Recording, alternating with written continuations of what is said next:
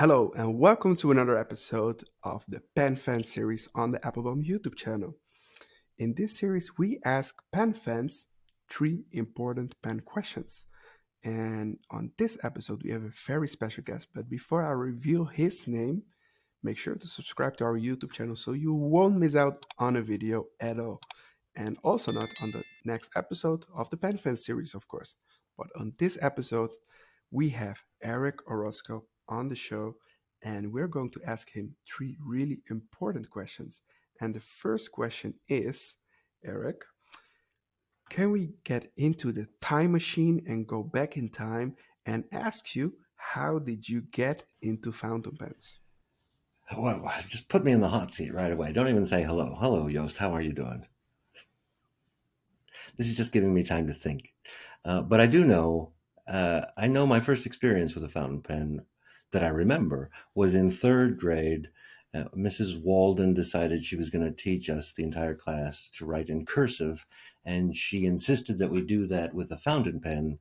And her thinking, as I remember, was that with a fountain pen you couldn't stop. You'd have to keep the pen moving, because if you stopped, it was terrible paper. The ink would just fill up on the paper. So that was, I don't even know what kind of pen this was, but it was something supplied by the school, so it was some cheap something or other. But that was my first real experience with a fountain pen, is learning cursive. Beyond third grade, I don't think we had to use it. We went back to ballpoints, and some teachers allowed printing, and some no computers in these days. Some teachers allowed printing. Some wanted cursive. Eventually, computers came into being, and I stopped cursive completely. As a teenager, I came across an article in a magazine called the Reader's Digest.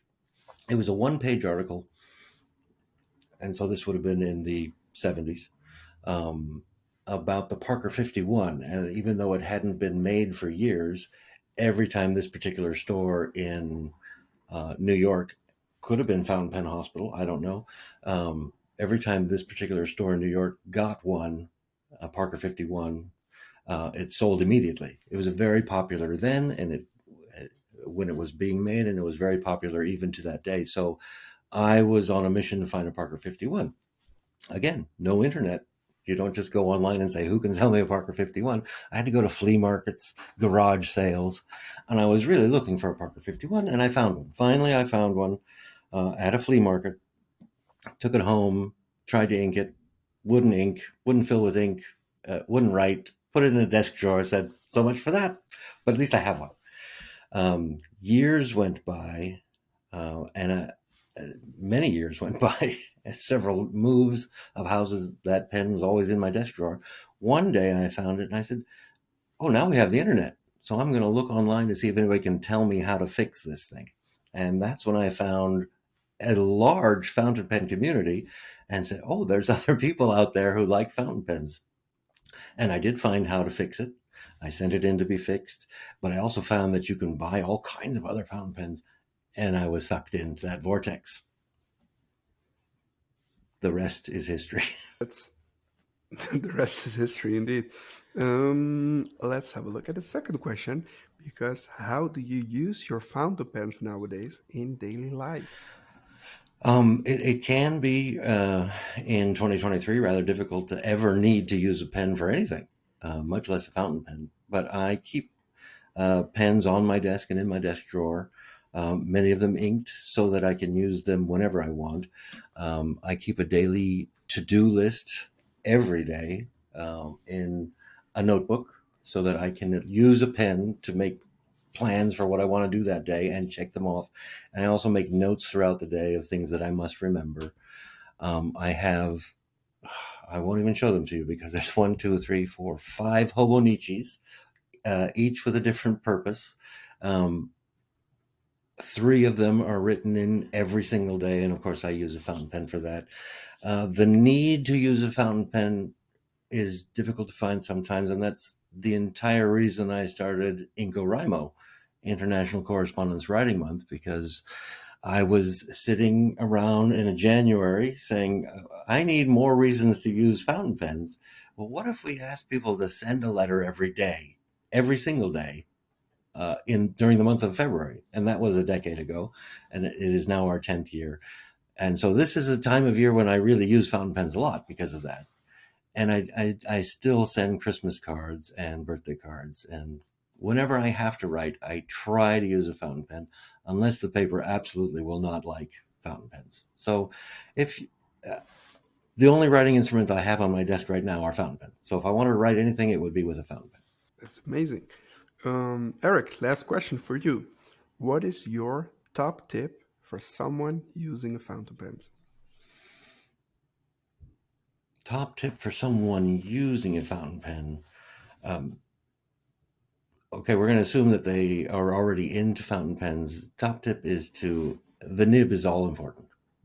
The nib is the fountain pen. There are pretty pens, there are ugly pens. None of that matters. The nib, when a nib hits the paper, it must be an enjoyable experience. If it isn't, it doesn't matter what the pen is, how expensive it was, how beautiful it is. If that nib doesn't work, you're never going to use that pen.